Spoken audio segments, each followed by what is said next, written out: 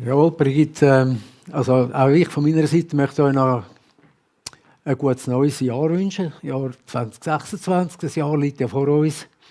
Es ist ja noch wie ein leeres Buch. Jeder Tag will gefüllt werden, also wie so Seiten. Und über dem Jahr steht eben die Jahreslosung, die wir schon gehört haben von der Brigitte, wo Jesus sagt, siehe, ich mache alles neu. Ich möchte euch mit dienen in den Text, wo dass Jesus oder Gott das ausspricht, wo er Erneuerung schafft. Und es ist ein ganz gewaltiger Text. Es ist ein Text, der spannend ist, der sehr viel Hoffnung macht, aber auch, ich finde auch noch recht herausfordernd ist. Wirklich. Ich werde den jetzt mal vorlesen. Fangen wir mal an, ich probiere das da mit dem Ding da, geht das? Der nächste, Fürsche, Hintersche, was? Geht nicht?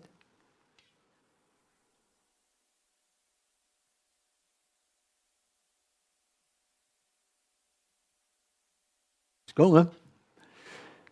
Okay, also der Text ist in der Offenbarung, also in der Offenbarung Kapitel 21, ab Vers 1 bis 7 plus Vers 27. Und da steht, und ich sah einen neuen Himmel und eine neue Erde.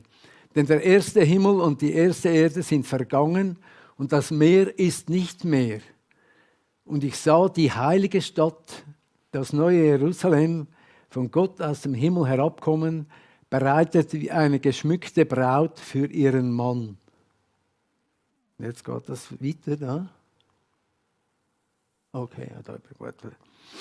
Und ich hörte eine große Stimme von dem Thron her, die sprach: Siehe da, die Hütte Gottes bei den Menschen. Und er wird bei ihnen wohnen und sie werden sein Volk sein und er selbst, Gott, mit ihnen wird ihr Gott sein. Und Gott wird abwischen alle Tränen von ihren Augen und der Tod wird nicht mehr sein, noch Leid, noch Geschrei, noch Schmerz wird mehr sein, denn das Erste ist vergangen. Und der auf dem Thron saß, sprach: Siehe, ich mache alles neu. Und er spricht: Schreibe, denn diese Worte sind wahrhaftig und gewiss. Und er sprach zu mir: Es ist geschehen, ich bin das A und das O, der Anfang und das Ende. Ich will dem Durstigen geben von der Quelle des lebendigen Wassers umsonst. Wer überwindet, der wird dies ererben und ich werde sein Gott sein und er wird mein Sohn und meine Tochter sein. Und nichts Unreines wird hineinkommen und keiner, der Gräuel tut und Lüge, sondern die geschrieben sind in dem Lebensbuch des Lammes. Also Johannes hat diese Worte empfangen, als er in der Verbannung auf Patmos war. Und da hat er eine Begegnung mit Jesus Christus. Und Jesus hat ihm gesagt, er soll das alles, was er sieht und was er da, die ganze Vision und die ganze Schau, die Jesus ihm gezeigt hat, das soll er alles aufschreiben. Denn Jesus hat gesagt, meine Worte, das sind meine Worte, schreibe sie auf, sie sind wahr und gewiss. Und wenn Jesus sagt, es ist wahr und gewiss, dann denke ich, dass er meint, es wird genau so geschehen, wie es hier aufgeschrieben ist. Wie es Johannes dann aufgeschrieben hat.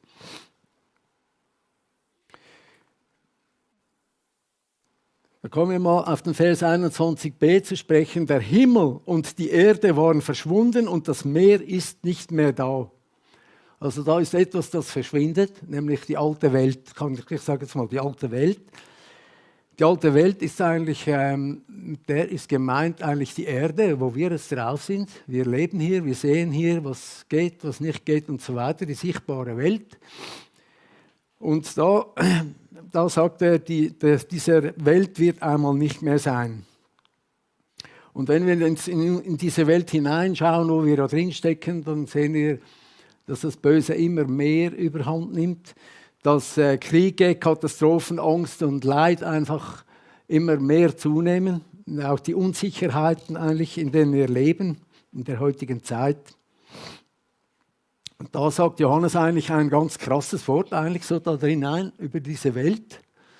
Er sagt, Wir wissen, dass wir von Gott stammen. Das ist schon mal wichtig, finde ich. Wir wissen, es ist wichtig, dass wir wissen, woher wir sind, wer wir sind, was wahr ist. Wir wissen, wir kommen von Gott. Und dann dieser krasse Nachsatz, die ganze Welt ist in der Gewalt des Teufels. Das, denke ich, ist schon ein bisschen ein happiger Satz so für den Anfang des neuen Jahres, so das so zu hören, dass eigentlich die Welt eigentlich in Unruhe ist und eigentlich eine Katastrophe entgegenläuft. Und darum bittet Jesus ja auch im Kapitel 17 im Johannesevangelium, da bittet er ja für die Jünger, den Vater. Und er bittet sie, er sagt, Vater, ich bitte nicht, dass du sie aus der Welt nimmst, sondern dass du sie bewahrst vor dem Bösen. Also Bewahrung brauchen wir in dieser Welt, in der wir auch leben jetzt, oder? Sie sind nicht von dieser Welt, wie auch nicht ich von dieser Welt bin. Also Jesus ist von außen gekommen in diese Welt hinein. Er gehört nicht eigentlich in diese Welt. Und da gibt er dann auch gleich eine Erklärung, warum noch auf dieser Welt leben oder sind, also was wir für eine Aufgabe haben. Denn er sagt, wie du mich gesandt hast in die Welt, so sende ich sie in die Welt. Also irgendwie kann man da herauslesen oder feststellen, wir sind irgendwie wie ein Fremdkörper in dieser Welt. Die Welt will uns nicht, sie ist böse. Und wir sind eigentlich, was haben wir jetzt für eine Funktion als diese Fremdkörper in dieser dunklen Welt? Ich stelle mir so vor, eine dunkle Fläche und überall sind so helle Punkte. Und ich denke, das ist eigentlich ein Bild so für uns, dass wir Licht und Salz sein sollten. Das ist unser Job, den Gott uns noch gegeben hat. Und darum sind wir ja noch eigentlich in dieser Welt. Wir haben noch einen Job zu erfüllen. Also, und dann geht es ja jetzt um diese alte Welt, also die Welt, die da mal zerfällt. Und diese Frage, die haben wir damals erörtert in meinem Konf-Unterricht 1975, als wir den Abschluss gehabt haben. Da wurde genau diese Frage eigentlich ins Zentrum gestellt. Und die Frage lautet, gibt es einen Weltuntergang? Und zu dieser Frage möchte ich eigentlich nur 3 Aussagen, das sind wirklich taffe Aussagen aus der Bibel, herausgreifen und die mal anschauen mit euch. Die erste Aussage stammt von Jesaja, der Prophet, der 700 Jahre vor Christus gelebt hat. Er hat ja auch, danke vielmals, Barbara, er hat auch die Jungfrauengeburt von Jesus vorausgesagt. Er hat auch vorausgesagt, dass der Messias leiden muss und so weiter. Also das ist ein sogenannter großer Prophet, der etwas zu melden hat. Und er spricht das dann so aus: Die Gestirne vergehen, der Himmel wird zusammengerollt wie eine Schriftrolle.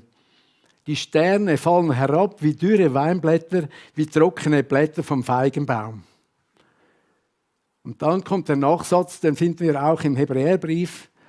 Du, Klammer Jesus, aber bleibst ein und derselbe. Du wirst immer und ewig leben. Also hier sehen wir ganz klar, es wird etwas passieren in diesem Universum. Wir sehen nicht an den Anfang, nicht an das Ende von diesem Universum, nicht mal. Und ich kann mir auch nicht vorstellen, wie das passieren soll, wie das alles, diese Kräfte in sich zusammenfallen und irgendwie einfach sich auflösen. Ich bin nicht Astrophysiker, der könnte das vielleicht noch eher erklären als ich. Also das ist schon eine taffe Aussage. Oder auch Jesaja sagt auch in einer anderen Übersetzung, das Universum wird zusammengerollt werden wie ein alter Mantel. Also man braucht es nicht mehr. Die zweite Aussage, die stammt von Hiob. Hiob, das ist so der Mann der Schmerzen, ein Mensch, der in der Urzeit gelebt hat. Er hat seine Kinder verloren, sein Vermögen verloren, er wurde todkrank. Seine Freunde haben ihn angeklagt. Das ist also der Mann, der dann sich hat nur noch auf Gott ausrichten können oder auf den Blick auf Gott richten hat können. Und er hat dann Folgendes gesagt. Er hat gesagt, ich weiß, aber ich weiß, dass mein Erlöser lebt. Und als der Letzte wird er sich über dem Staub erheben.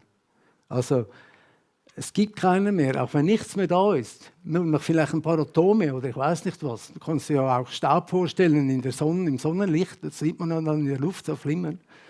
Jesus steht immer noch da. Er ist der Ewige. Und dann die letzte und dritte Aussage.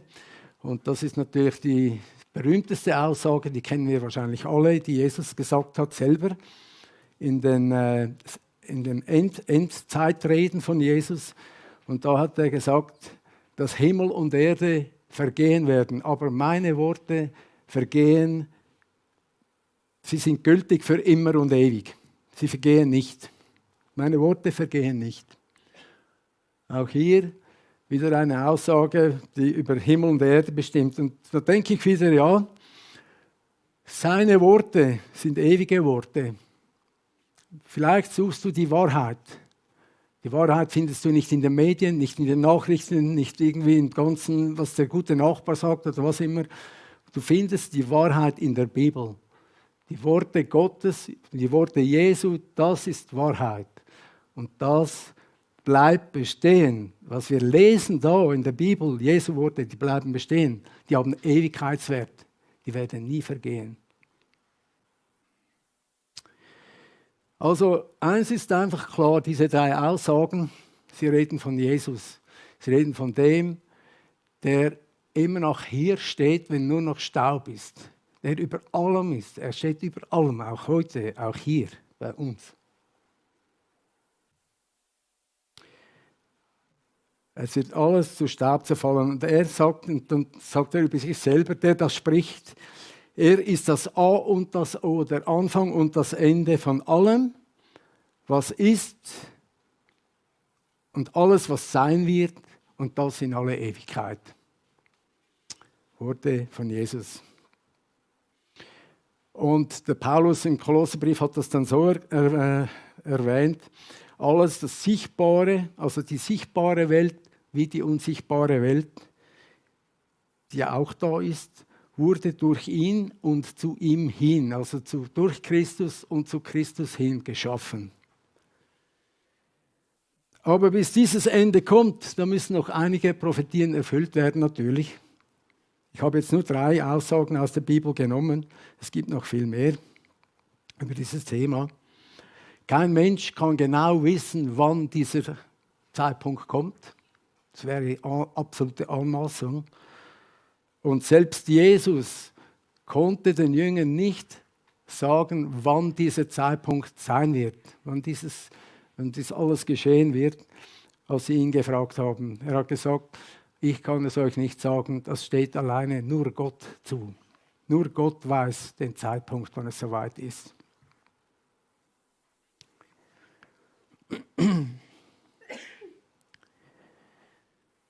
Nun, ich habe mir überlegt, ja, also Gott könnte ja da Schwips machen und das wäre aus, das Licht wäre aus, aber nein, er macht es nicht. Und warum? Es gibt einen Grund, glaube ich, und das ist derjenige, dass er die Menschen liebt.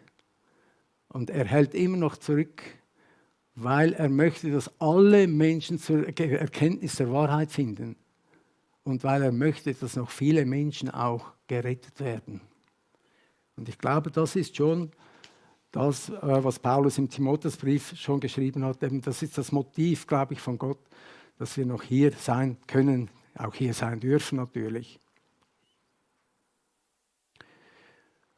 Da komme ich zu Vers 2 und da heißt es, und ich sah einen neuen Himmel und eine neue Erde. Jetzt kommen wir zu einem ein bisschen ein schöneres Thema natürlich als das vorher. Ja, jetzt kommen wir zu hoffnungsvollen Thema.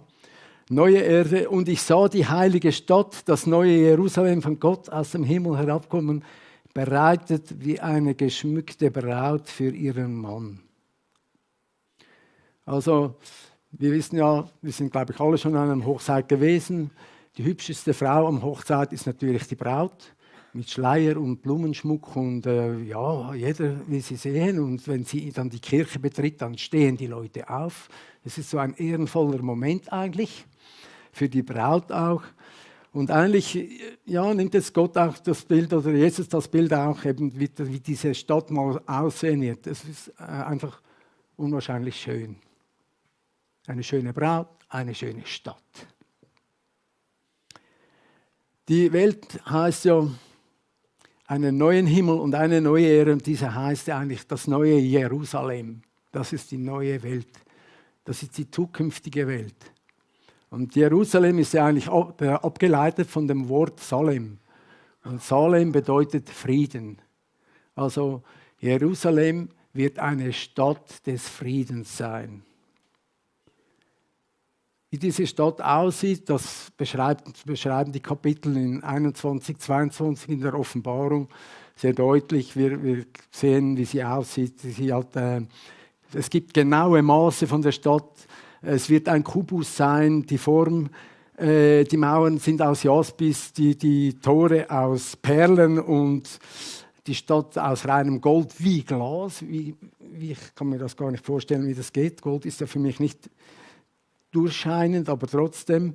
Und die Grundsteine werden Edelsteine sein und so weiter und so weiter. Da gibt es auch mehr Beschreibungen über diese Stadt, wie herrlich die sein wird. So einfach zu der Schönheit von dieser Stadt.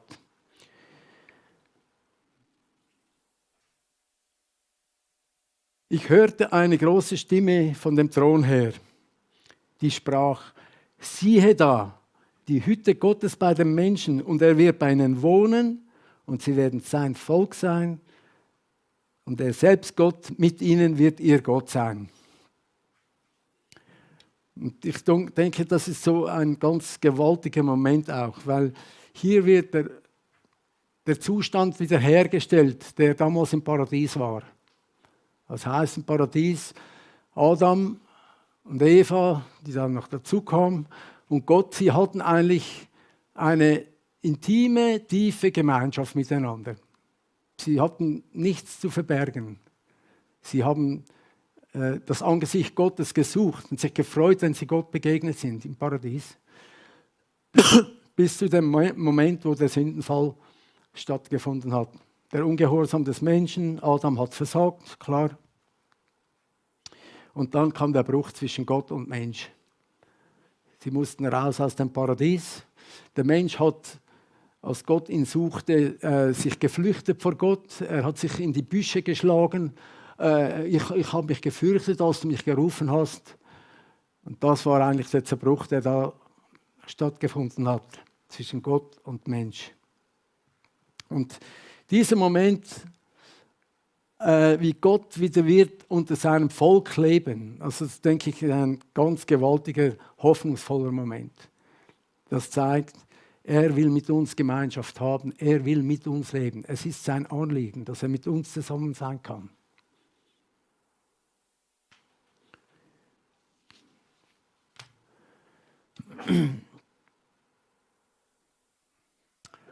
Und jetzt konnte ich, da habe ich noch einen mit ausgelassen, weiß nicht, ja, warte mal.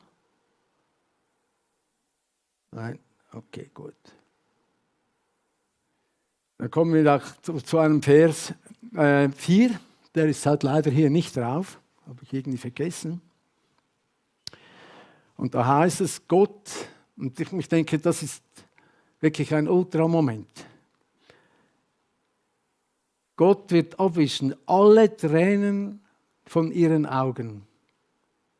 Und der Tod wird nicht mehr sein, noch Leid, noch Geschrei, noch Schmerz wird mehr sein, denn das Erste ist vergangen. Also, wir können uns das so schlecht vorstellen, ich kann mir das so schlecht vorstellen, dass es keinen Tod mehr gibt. Der Tod ist ja eigentlich die größte Waffe des Feindes. Und den wird es nicht mehr geben, weil Christus hat den Tod besiegt am Kreuz von Golgatha in der Auferstehung. Der Tod hat keine Chance mehr. Er ist besiegt und es wird nie mehr einen Tod geben in dieser neuen Welt. Kein Tod mehr. Gott selber, und das denke ich, das ist so finde ich, ein gewaltig bewegender Moment, dass Gott selber die Tränen abwischen wird, die geweint wurden. Er, der Schöpfer dieses Universums, macht diesen Job. Das macht nicht, er schickt nicht einen Engel und sagt, hey du, Gabriel, geh mal dem die Tränen abwischen da. Nein, Gott selber übernimmt diese Arbeit. Er selber will uns die Tränen abwischen, die wir geweint haben aus Wut, aus Frust, aus Enttäuschung. All das will er von uns wegnehmen, will uns befreien davon. Und er will uns da trösten. Er ist ein Gott, der trösten will. Er will uns darin er will den Trost selber geben. Und als wir so diese Predigtschutz mal durchgegangen sind, Philemon und ich, da kam eigentlich auch der Gedanke auf. Und ich denke, das ist wirklich ein wichtig guter Gedanke. Nämlich, ob das die Antwort sein könnte eigentlich auf das, was die Menschen sich eigentlich fragen. Nämlich, warum lässt Gott das Leid auf dieser Welt zu? Und wir kommen eigentlich auf den Gedanken, dass dies die Antwort sein könnte auf all diese Fragen, dass Gott selber unsere Tränen abwischen wird. Und jetzt kommen wir zu unserem Jahreslos natürlich. Gott sagt, es spricht der auf dem Thron sitzt, siehe, ich mache alles neu. Und er spricht, schreibe, denn diese Worte sind wahrhaftig und gewiss. Nochmal, da hören wir es nochmals. Sie sind wahrhaftig und gewiss. Wahrheit, Gewissheit, Sicherheit. Es wird so geschehen.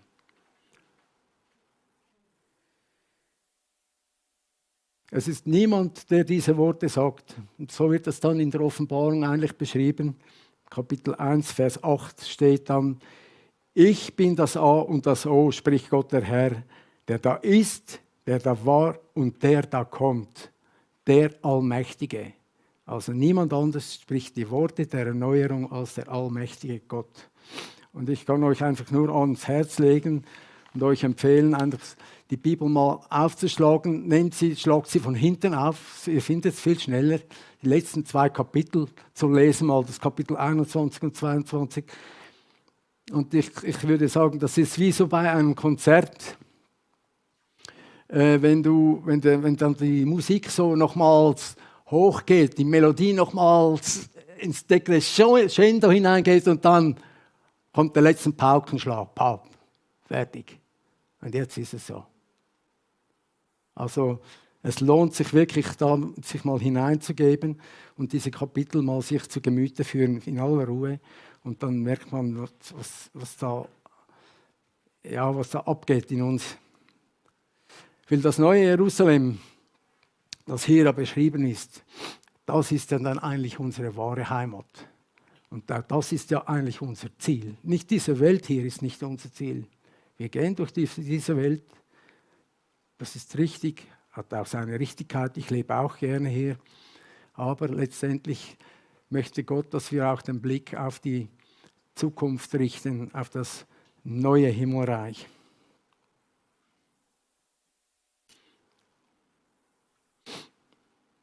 Jesus hat gesagt zu seinen Jüngern, im Haus meines Vaters gibt es viele Wohnungen und ich gehe jetzt hin, um euch dort einen Platz bereit zu machen.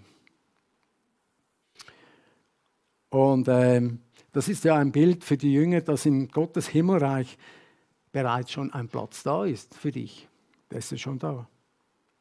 Und da muss ich einfach was dazu sagen, das ist dann nicht wie hier. Da gibt es keine Wohnungsnot und auch keine überhöhten Mietpreise.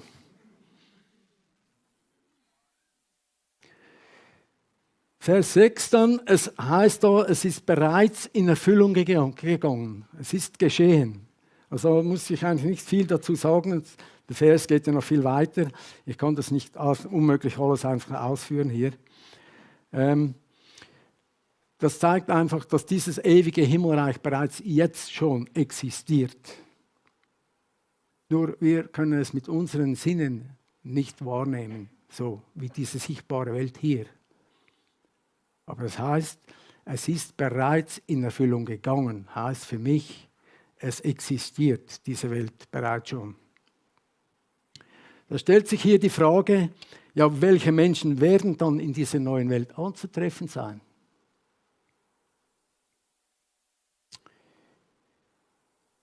Da heißt es, wer überwindet, der wird alles ererben.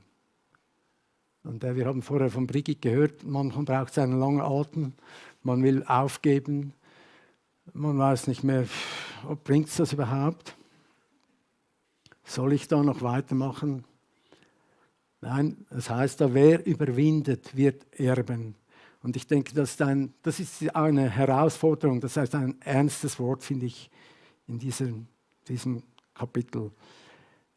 Wer sind dann diese Überwinder? Diese Überwinder sind Menschen, die ihren Glauben an Jesus Christus nicht aufgegeben haben, die dran geblieben sind. Menschen, die bei Widerstand, Tod oder Drohung den Glauben nicht aufgegeben haben, sie überwunden haben und bei Jesus geblieben sind. Es sind Menschen, vielleicht wie auch wir im Alltag drin, die an Jesus festhalten, obwohl wir vielleicht ausgegrenzt werden, belächelt werden, beschimpft oder gemobbt werden und dennoch am Glauben an Jesus Christus festhalten. Überwinder. Also Gott möchte, dass wir Überwinder sind. Das sind die wahren Überwinder, die da dranbleiben. Paulus erinnert uns ja daran, dass wir den guten Kampf des Glaubens führen sollen, wie auf einer Wettbahn, damit wir den Siegeskranz erringen. Also es ist nicht einfach nur so easy, das wissen wir alle. Und im Hebräerbrief wird das eigentlich nochmal erwähnt. Das ist eine Aufforderung oder eine Feststellung. Wir gehören nicht zu denen, die zurückweichen oder verloren gehen. Wir gehören zu denen, die am Glauben festhalten und das ewige Leben gewinnen. Die am Glauben festhalten und das ewige Leben gewinnen.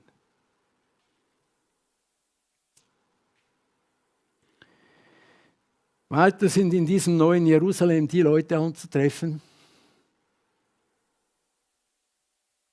Was ist das da? Okay. Ah ja, nein, da habe ich das noch einen Vers ausgelassen noch. Ja.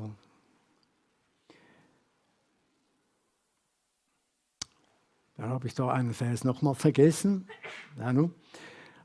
Es heißt dann einfach, wer noch in diesem neuen Jerusalem sein wird, das ist auch noch sehr entscheidend. Und das ist sogar sehr entscheidend. Da heißt es, allein die geschrieben sind im Lebensbuch des Lammes, die eingetragen sind, deren Namen eingetragen sind im Buch des Lebens, die werden in diesem neuen Jerusalem, dieser neuen Stadt Gottes, im neuen Himmelreich dabei sein.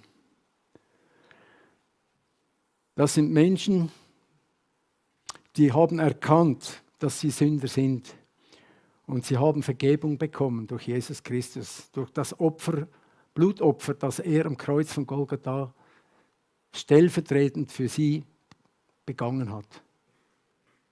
Diese Menschen, deren Namen sind im Buch des Lebens eingetragen. Und da möchte ich einfach auch erwähnen, ich habe mir das oft auch schon überlegt, was hat er genommen? Er hat diese Namen nicht mit Tinte hineingeschrieben, sondern er hat sie mit seinem eigenen Blut eingeschrieben. Er hat mit dem Blut bezahlt am Kreuz. Und dieses Blut ist die Tinte, die die Namen schreibt von denen, die im Buch des Lebens sind. Ich möchte hier auch die Frage stellen, möchtest du auch, dass dein Name im Buch des Lebens aufgeschrieben ist? Wenn du das möchtest, dann kannst du genauso, wie ich es gesagt habe, Jesus bitten, komm in mein Leben, vergib mir meine Sünde, meine Schuld.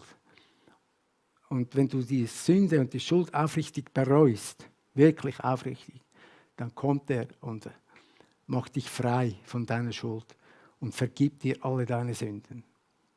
Und dann wirst auch du im Buch des Lebens eingetragen.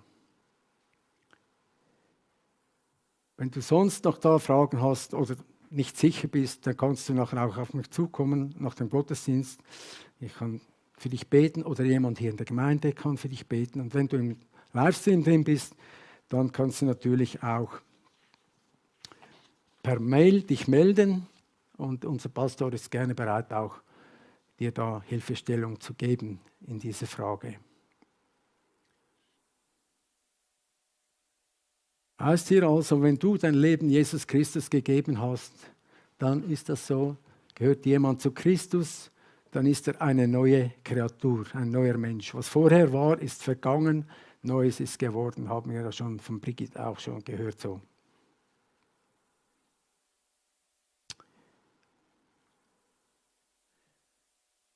Eine Frage ist noch da offen, und zwar, wer wird nicht in dieser Welt Gottes zu finden sein?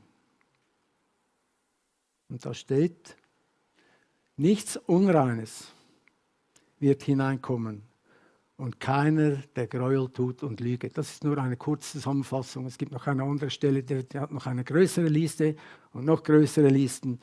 Ich würde es kurz zusammenfassen, indem ich sage, es werden keine Sünder im neuen Himmelreich sein.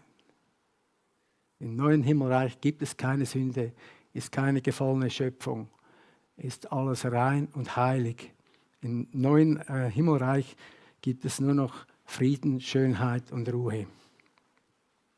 Also, Sünde wird es nicht mehr geben in diesem neuen Jerusalem.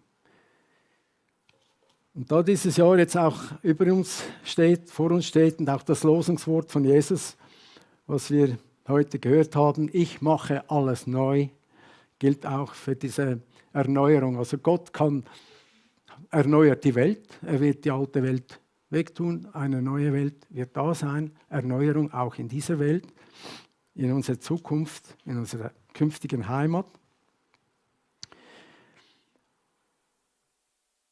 Und eben, wie gesagt, dieses Jahr, das steht ja jetzt noch vor uns und es wird gefüllt werden mit unserem Alltag, mit unseren Plänen, mit unseren Gedanken. Und niemand weiß aber auch genau, was alles auf uns zukommt in diesem Jahr. Kein Mensch von uns, wer da ist, kann das wissen. Vielleicht kommen Situationen auf, in denen wir keinen Einfluss haben darauf. Sei es eine schwere Krankheit, ein Unfall, Jobwechsel, oder sonst irgendeine schwierige Situation, wo du nichts dafür kannst. Und oft ist es dann auch schwierig zu verstehen, warum dass wir jetzt das so erleben müssen. Und oft auch schwer, das zu akzeptieren, wenn etwas nicht so läuft, wie wir es gerne hätten. Aber ich glaube, dass Gott auch solche Situationen benutzen möchte, um zu uns zu reden.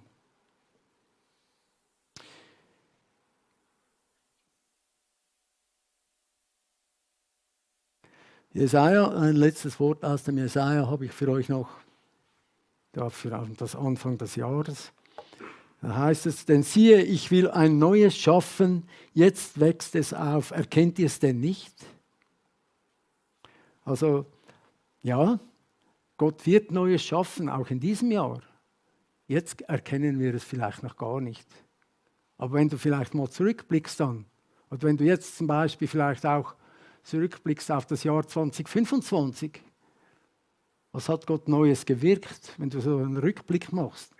Und so wird es auch vielleicht sein im Jahr 2026 am Ende, wenn du einen Rückblick machst. Was hat Gott Neues gewirkt an deinem Leben? Und ich möchte eigentlich auch mit diesen Fragen dann abschließen auch.